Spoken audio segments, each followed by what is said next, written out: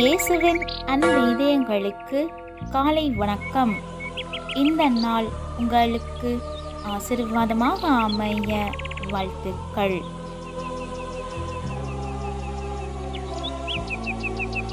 இப்புதிய நாளுக்கான ஆசீர்வாத இறைவசனம் எசாயா அதிகாரம் 55 இறை வார்த்தை 6.